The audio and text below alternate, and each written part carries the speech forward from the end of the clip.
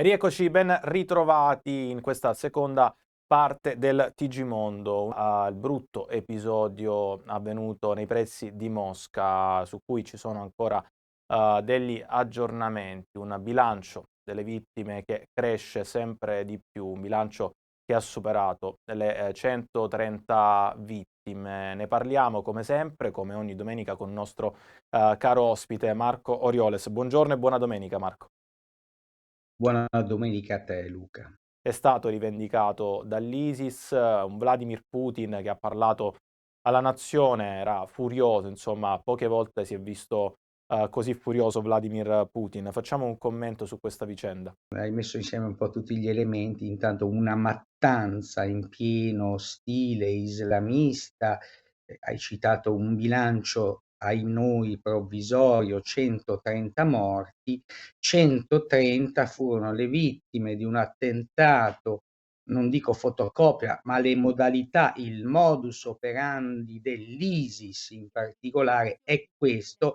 Io parlo del Bataclan, novembre 2015, un attentato clamoroso a Parigi dove 2 commando armati, uno si fece esplodere allo stadio, gli altri girarono con Kalashnikov nelle vie del centro dei caffè e dei ristorantini, era un venerdì sera, la movida, e poi entrarono, ecco qua l'analogia, entrarono in una sala concerti, c'era un concerto affollatissimo, entrano 5 jihadisti incappucciati coi Kalashnikov e sparano dappertutto e uccidono anche un'italiana, ecco. 130 morti. Ecco, adesso ecco, e si ripete, ecco, ecco, poi hai citato Putin, Luca, ecco, poiché Putin nega, no, dice sono stati i nazisti ucraini, no, e poi hanno arrestato questi tagiki, ecco, adesso c'è un po' di confusione in Russia, si comprende, è un po' in imbarazzo il dittatore, visto che gli seminano il caos in casa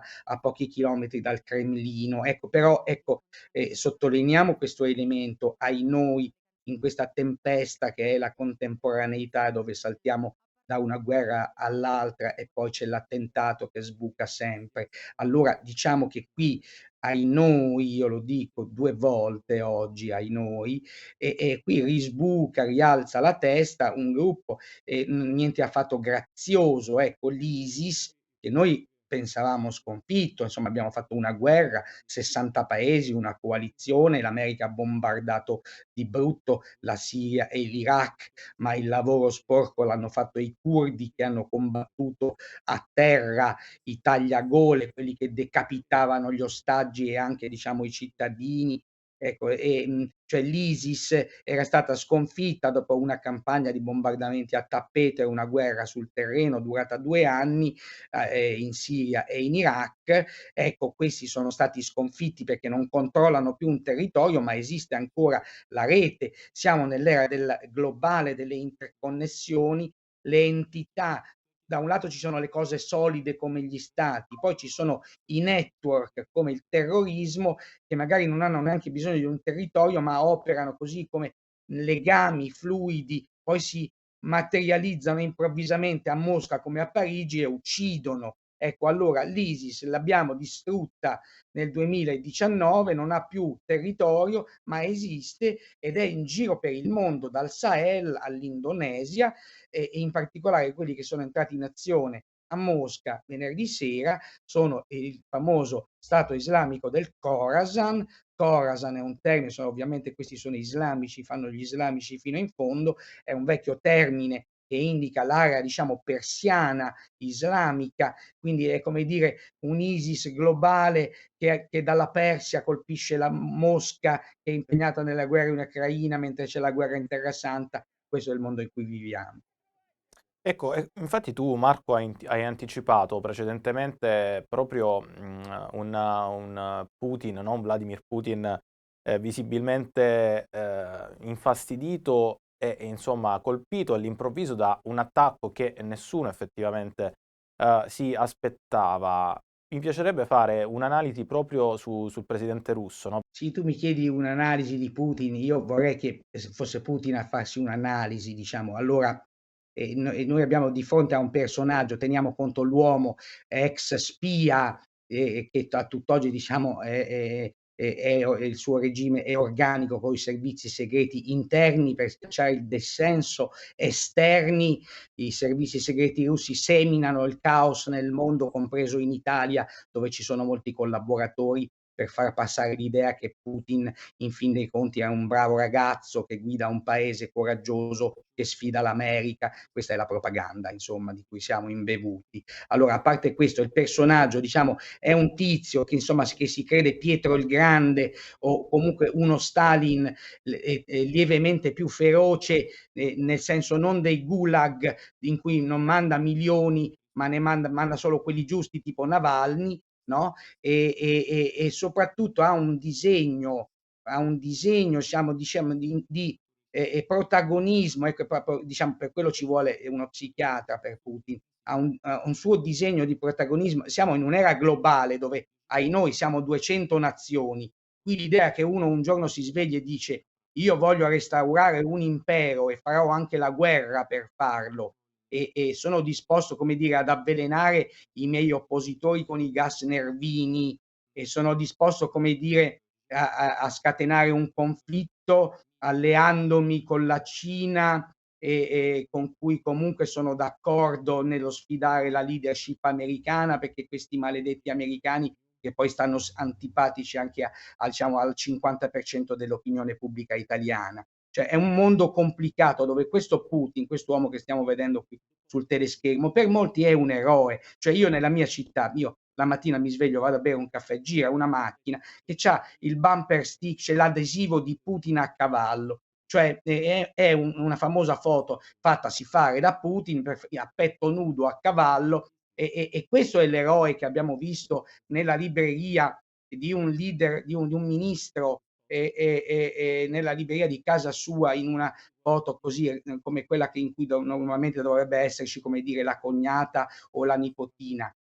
Allora è un problema molto grave quello di cui stiamo parlando, non solo perché in Ucraina muoiono centinaia di migliaia di persone, inclusi i civili e i bambini colpiti nelle loro case dai missili che partono quotidianamente dalla Russia verso l'Ucraina.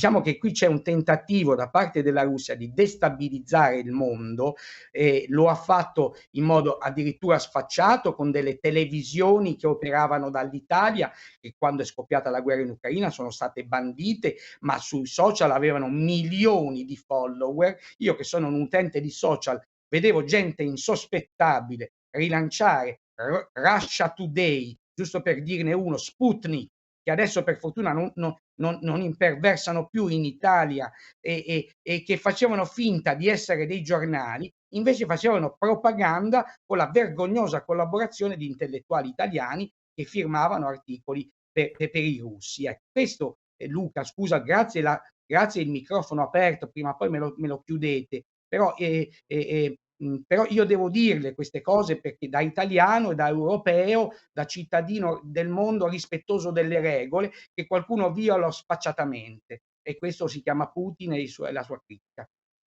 Ecco, in realtà, Marco, noi, invitiamo, no, ospiti come te, come insomma altri, per far emergere le loro personalità ed esprimere le loro opinioni. Quindi, insomma, questo è da chiarire, le tue opinioni saranno Certo, certo. senz'altro, Sono mie uhm opinioni, io mi assumo le mie responsabilità, cioè insomma voi siete un emittente che date non sono diciamo non l'ho comprata io, non parlo solo io da voi, ecco. Però io ecco do anche un punto di vista, ecco, non fornisco solo così, bit 0, 1 di informazione come può fare un qualunque computer comodamente, se no non esisteremmo noi che siamo indispensabili Assolutamente giornalisti sì, e commentatori, ecco, perché assolutamente sì, non è Marco. facile orientarsi.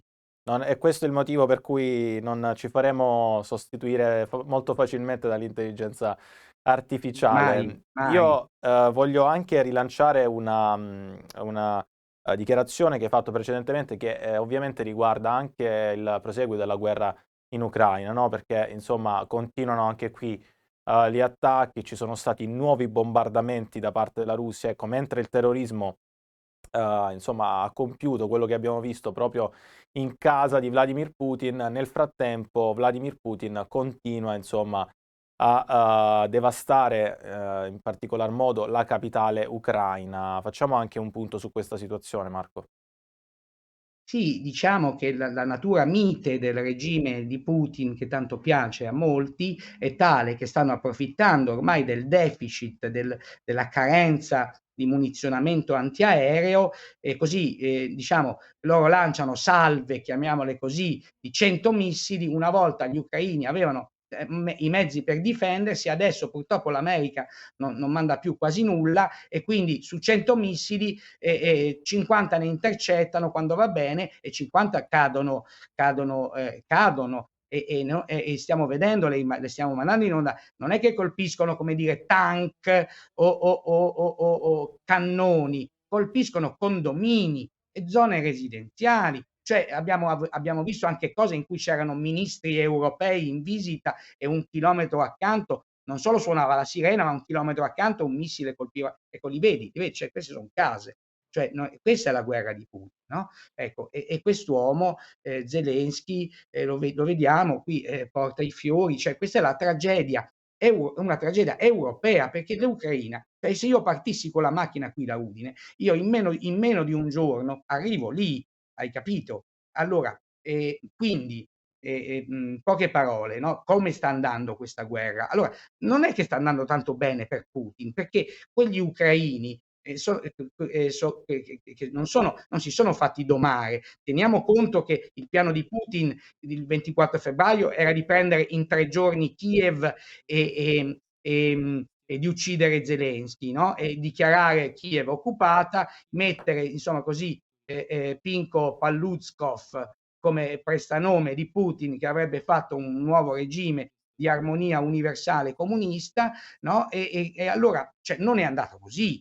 Infatti è da 2 anni che lui continua a martellare, si è preso un pezzo di Ucraina, se n'è preso il 20%, le famose 4 province, dove per inciso domenica scorsa, lo scorso fine settimana, si è fatta questa farsa delle presidenziali russe, diciamo l'onta di farle anche dove c'è una popolazione appena occupata, insomma, cioè proprio siamo a livelli, ecco, di sfacciataggine clamorosa, no? Allora, dicevo, va maluccio anche per Putin, perché gli ucraini gli hanno, non dico annientato, ma hanno fatto molto male alla flotta russa sul Mar Nero, continuamente colpita dai droni marini quasi interamente made in Ucraina e che sono, cioè, come dire, ma non è che la storia è una novità che Golia in qualche modo si fa far male, cioè ci sono antichi precedenti per cui questo colosso russo, Davide Golia,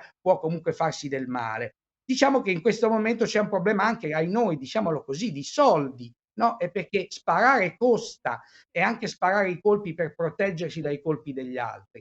Se poi l'obiettivo di Zelensky e del 99% degli ucraini è riavere le province indietro, che erano loro dal 91, c'era l'Ucraina, adesso ne esiste ma all'80% e non si capisce perché, solo perché c'è quel megalomane di Putin lì che si è fatto rieleggere per la quinta volta. Allora, se l'obiettivo è quello, bisogna aiutarli. Allora, poi abbiamo il problema e ne abbiamo parlato tante volte queste domeniche molto intense, Luca, abbiamo le presidenziali americane e c'è un molto probabile vincitore alle presidenziali di novembre che si chiama Donald Trump, che se vince lui non dico che è la fine, ma siamo messi malissimo noi europei, perché ci tocca aiutare noi l'Ucraina, oppure telefonare a Putin e dire scusa, tanto abbiamo scherzato nell'armare l'Ucraina, avevi ragione tu, anzi ricompriamo il tuo gas, facci uno sconto.